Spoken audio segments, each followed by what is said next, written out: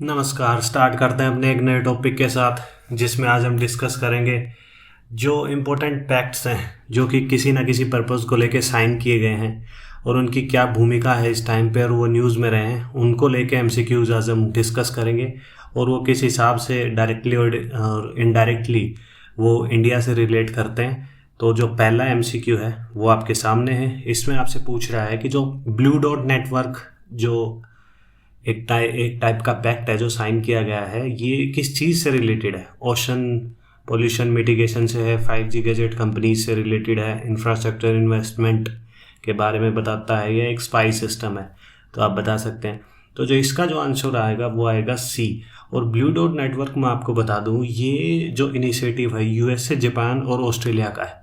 ठीक है। और ये बेसिकली जो ब्लू डॉट नेटवर्क है ये इसलिए चलाया गया है कि जो छोटी जो कंट्री हैं उनमें जो बड़ी कंट्री इन्वेस्टमेंट करती है, जैसे चाइना इन्वेस्ट कर रहा है। ये मान लो कि जो ये 2019 में बनाया गया था, और जो चाइना जिस हिसाब से इन्वेस्टमेंट कर रहा है श्रीलंका में, और वो मोल्डीव्स में कर रहा है, जिबूती में कर रहा है।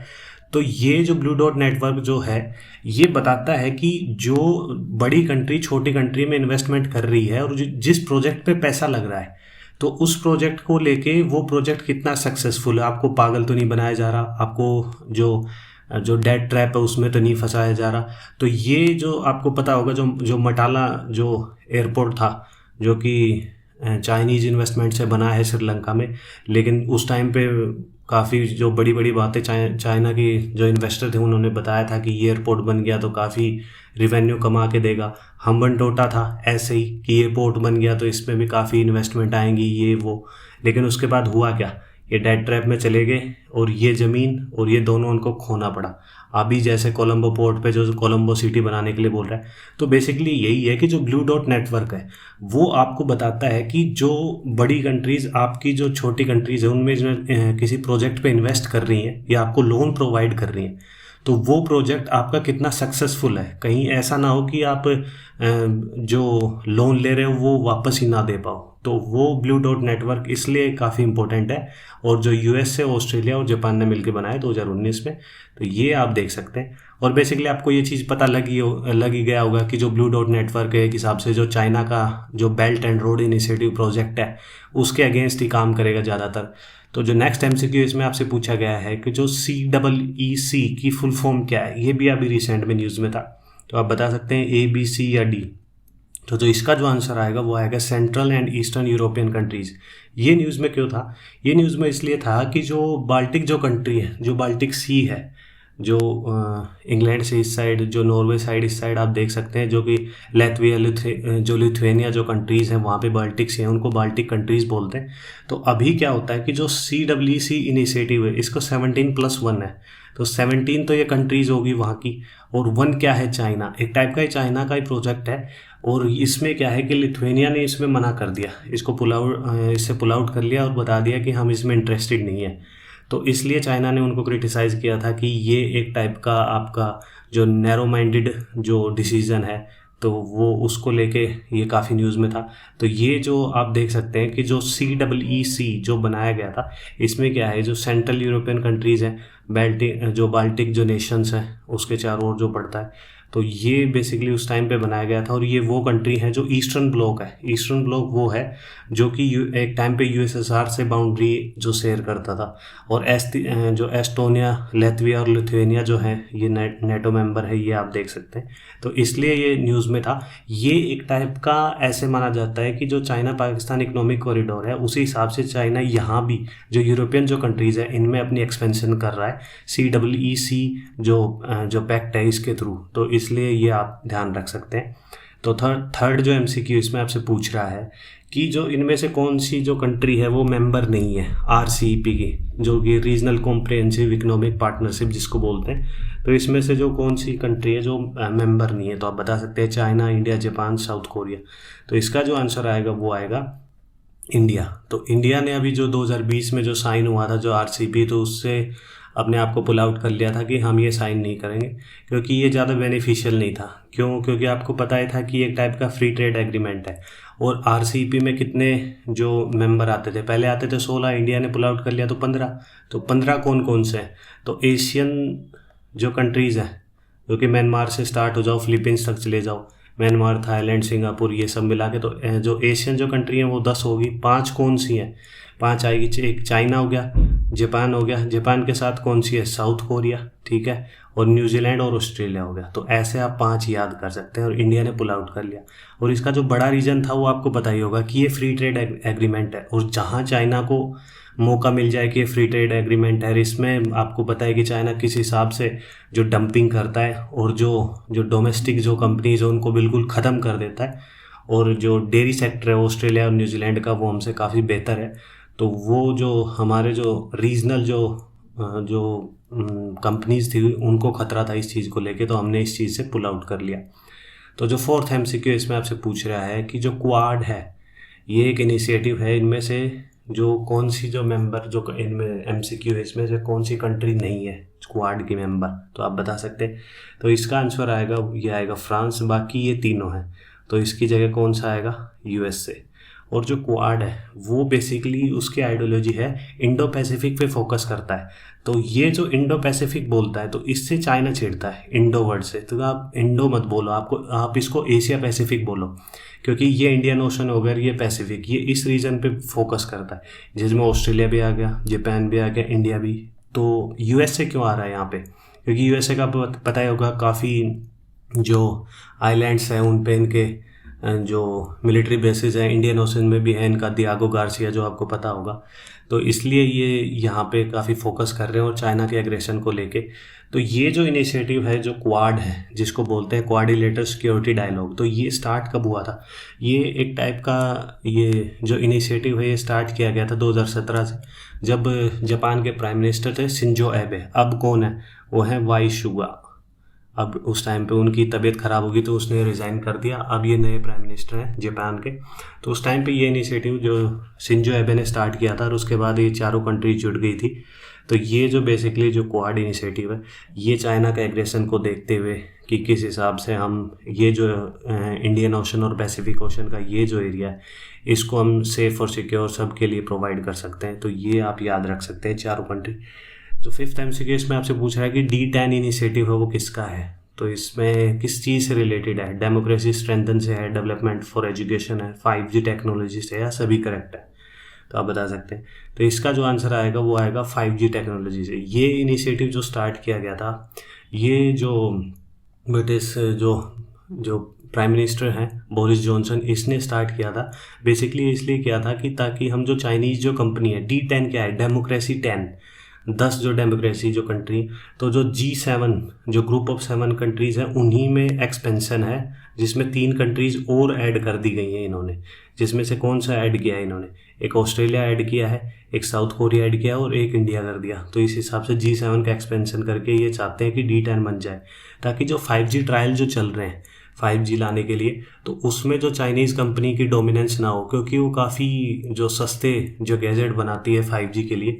तो उससे क्या है कि जो बाकी जो कंपनीज़ हैं उनके लिए रूम नहीं बचता जो ट्रेड करने के लिए। तो इसलिए ये चाहते हैं कि यहाँ जो D10 जितनी भी कंट्रीज़ होंगी, यहाँ पे जो 5G या 6G जितने भी ट्रायल चलेंगे उसमें चाइनीज़ कंपनी जैसे ZTE और हुआवे, तो इन सबको रूम नहीं दिया जाएगा, ये यहाँ पे आके जो ऑक्शन नहीं कर पाएंगी। तो ये आप D10 इनिशिएटिव याद रख सकते हैं। तो सिक्स्थ एमसीक्यू इसमें आपसे पूछ रहा है कि SCRI, ये भी काफ़ी न्यूज़ में था, सप्लाई चेन, आप इसकी फुल फॉर्म भी याद रख सकते हैं, सप्लाई चेन रिसाइलेंस इनिशिएटिव। तो इनमें से कौन सी जो कंट्री है जो इसका मेंबर नहीं है? USA, Australia, Japan, India. तो ये तो तीनों हैं, लेकिन ये नहीं है, क्योंकि क्वाड के चारों थे और इसमें ये तीनों आएंगे। बेसिकली ये स्टार्ट क्यों किया गया था? क्योंकि आपको पता ही होगा कि इस टाइम पे जो डोमिनेंस है चाइना की किस में? सप्लाई चेन में, क्योंकि वो एक टाइप का हब हो गया है कि वहाँ से चीज़ें एक्सपोर्ट होंगी और एक टाइप का हब ही बन गया है मान लो वो।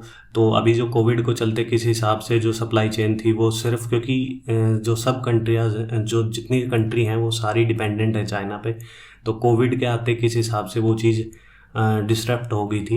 तो उसको लेके उसको डाइवर्ट करने के लिए चाइना का जो मोनोपोली है, इसको तोड़ने के लिए जो इंडिया, जापान और ऑस्ट्रेलिया ने ये इनिशिएटिव स्टार्ट किया है ताकि अलग अलग जगह पे इन कंट्रीज़ में हब बनाए जा सके और चाइना की डोमिनेंस को रोका जा सके। तो 7th MCQ इसमें आपसे पूछ रहा है कि joint comprehensive plan of action ये क्या है। एक टाइप का इनिशिएटिव है, न्यूज़ में भी रहा है। इन्वायरमेंट पैक्ट है, न्यूक्लियर पैक्ट है, या अफॉरेस्टेशन पैक्ट है, या इनमें से कोई नहीं। तो इसका जो आंसर आएगा वो आएगा न्यूक्लियर पैक्ट। इसको ईरान पे न्यूक्लियर डील भी बोलते हैं, और P5+1 ऐसे करके भी पूछा जा सकता है MCQ में आपसे। तो P5 क्या है? जो परमानेंट मेंबर है वो कौन है? जो परमानेंट मेंबर है UN के वो कौन है? USA है, रसिया है, UK है, फ्रांस है और चाइना है। 5 तो ये हो गए। 1 क्या है यहाँ पे? यहाँ पे है जर्मनी, ठीक है। और जो किसके साथ ये पैक्ट साइन हो रहा है? तो ऑब्वियसली ईरान न्यूक्लियर डील के नाम से जाना जाता है, तो ईरान के साथ हो रहा है, ठीक है। तो ये जो इनिशिएटिव स्टार्ट किया गया था 2015 में स्टार्ट किया गया था, जो कि ओबामा उस टाइम पे जो प्रेसिडेंट ऑफ USA थे। और ये इस जो joint comprehensive plan of action को डोनाल्ड ट्रंप के आते हटा दिया गया था कि हम इस चीज़ को नहीं मानते। बेसिकली यही था कि जो यूरेनियम एनरिचमेंट जो ईरान कर रहा है उसका सिर्फ वो सिविलियन यूज़ के लिए करें, उसका कोई जो एटॉमिक बॉम्ब ना बना ले, तो उस चीज़ को रोकने के लिए ये किया गया था। और डोनाल्ड ट्रंप ने कहा था कि ये जो प्रोटोकॉल है वो फॉलो नहीं कर रहे, तो हम इस चीज़ को नहीं मानते, और जो ये ईरान न्यूक्लियर डील थे उससे बाहर निकल गए थे। तो ये आप न्यूज़ में देख सकते हैं। ओके, तो 8th MCQ है, इसमें आपसे पूछ रहा है कि जो ओस्लो अकॉर्ड है और ये कब साइन किया गया था? 1967, 1992, 1993 या 1947? तो मैं आपको बता दूं 1967 में तो आपको पता ही था 6 डे वॉर होता है इसराइल और जो अरब कंट्रीज़ हैं उनके बीच में, तो आप बता सकते हैं। तो इसका जो आंसर आएगा वो आएगा 1993 में। तो ओस्लो अकॉर्ड 2 साइन होते हैं बेसिकली। जो इसराइल और पैलेस्टीन जो लिबरेशन ऑर्गेनाइजेशन है PLO, इनके बीच में होता है शांति के लिए गाजा और इसराइल के बीच में 1993। और दूसरा जो साइन होता है वो 1995 इजिप्ट में। उस टाइम भी इजिप्ट मीडिएशन कर रहा है, आज भी इजिप्ट मीडिएशन कर रहा है, क्योंकि आपको बताइए कि जिस हिसाब से यदि इसराइल और गाज़ा में यदि कोई दिक्कत होती है, यदि इसराइल और गाज़ा लड़ते हैं, तो लोग जो भाग के जाते हैं वो इजिप्ट में जाते हैं। इजिप्ट पे एक टाइप का प्रेशर बनता है, तो वो चाहता है कि इस रीजन में शांति रहे। तो इसलिए जो ओस्लो अकॉर्ड साइन किया गया था, और इजिप्ट में उस टाइम के मीडिएशन था। अभी भी जो वॉयलेंस चल रहे हैं उसमें भी मीडिएशन जो इजिप्ट का ही है।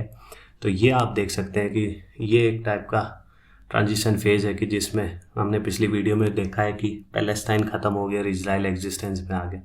ओके, तो जो 9th MCQ इसमें आपसे पूछ रहा है कि जो अब्राहम अकॉर्ड है वो किसके बीच में साइन किया गया है, क्यों साइन किया गया है, रीज़न क्या है? तो एक गाज़ा पीस के लिए है, इसराइल एग्जिस्टेंस के लिए है, वेस्ट बैंक पीस के लिए है, गल्फ़ कंट्रीज़ पीस एग्रीमेंट है, क्या है ये? तो इसका जो मैं आपको बता दूँ, ये अब्राहम अकॉर्ड है, ये है इसराइल एग्जिस्टेंस को लेके। और जो ये डोनाल्ड ट्रंप के टाइम पे साइन किया गया था इसराइल और UAE के बाद, और UAE के बाद इसको ज्वाइन किया था बहरीन ने और सूडान ने, जो 3 कंट्रियाँ हैं इन्होंने। बेसिकली ये चीज़ साइन क्यों की गई थी? ये इसलिए साइन की गई थी, आपको पता ही होगा कि जितनी जो पैलेस्टाइन के साथ इसराइल के कॉन्फ्लिक्ट चलते हैं, तो उसको लेके जितनी जो मुस्लिम कंट्रीज़ हैं मोस्टली वो इसराइल को एज ए कंट्री एक्सेप्ट नहीं करती, ना कोई डिप्लोमेटिक रिलेशन करते, ना ट्रेड करते। तो उसको लेके जो डोनाल्ड ट्रंप ने मीडिएशन किया था, और जो पहला जो कंट्री था उन्होंने ये माना था कि इसराइल एज ए कंट्री और डिप्लोमेटिक रिलेशन, जो UAE था, उसके बाद बहरीन ने ज्वाइन किया, फिर सूडान। 3 कंट्रीज़ आप ये याद रख सकते हैं। तो इसलिए ये काफ़ी न्यूज़ में था। और बेंजामिन नेतन्याहू जो इसराइल के जो प्राइम मिनिस्टर थे उस टाइम पे, अभी भी हैं वैसे, और डोनाल्ड ट्रंप, तो ये इन्होंने जो UAE के साथ जो पैक्ट साइन किया था, जो अब्राहम अकॉर्ड मानते हैं, तो ये तीनों कंट्रीज़ आपको याद रखनी है जो सीक्वेंस पे, UAE, बहरीन और जो सूडान है। तो ये आप याद रख सकते हैं कि जो मेनली जो इसराइल का जो एग्जिस्टेंस है उसके लिए, ताकि इसराइल को एज ए कंट्री जो मुस्लिम कंट्रीज़ हैं ये सब एक्सेप्ट करे, तो ये जो पैक्ट लाया गया था। तो जो 10th MCQ और लास्ट है, इसमें आपसे पूछ रहा है कि जो 2+2 डायलॉग है ये कि इंडिया का किन किन कंट्रीज़ के साथ है। तो 2+2 का क्या है कि जो इंडिया है इसकी साइड से कौन कौन जाएंगे, मिनिस्टर होंगे एक्सटर्नल अफेयर्स और डिफेंस के ये, और उस साइड से भी जो दूसरी कंट्री के साथ जो डायलॉग होगा उस साइड से भी 2 आएंगे। तो किन किन कंट्रीज़ के साथ है? अकेला US के साथ है या इनके साथ, तो आप बता सकते हैं। तो जो आपको एक बेसिक ट्रिक बता दूं, जो क्वाड के जितने मेंबर हैं उनके साथ तो इंडिया का है ही 2+2 डायलॉग, और अभी जो रिसेंट में जो न्यूज़ हमने देखी थी कि रशिया के साथ जो इन्होंने हमने जो स्टार्ट किया है जो 2+2 डायलॉग है, तो ये आप याद रख सकते हैं जो 4 कंट्रीज़ होगी जिनके साथ हमारे 2+2 डायलॉग है।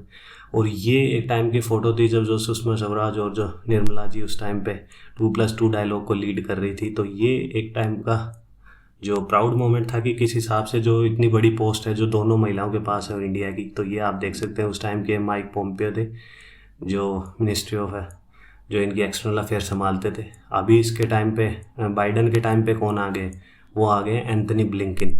और जो डिफेंस के जो जनरल है वो अब कौन है, वो है लॉयड ऑस्टिन। तो ये आप याद रख सकते हैं। अब जो निर्मला से जो सीतारमन है इनकी जगह जो हमारे राजनाथ जी ने ले लिया, और इनके पास क्या है, फाइनेंस मिनिस्ट्री है, और मिनिस्ट्री ऑफ एक्सटर्नल अफेयर हमारी जयशंकर जी के पास है। तो बस आज के लिए यही MCQ थे, यही हमारी वीडियो थी। आपको अच्छी लगी हो तो वीडियो को लाइक कर सकते हैं, चैनल को सब्सक्राइब कर सकते हैं। Thank you. जय हिंद।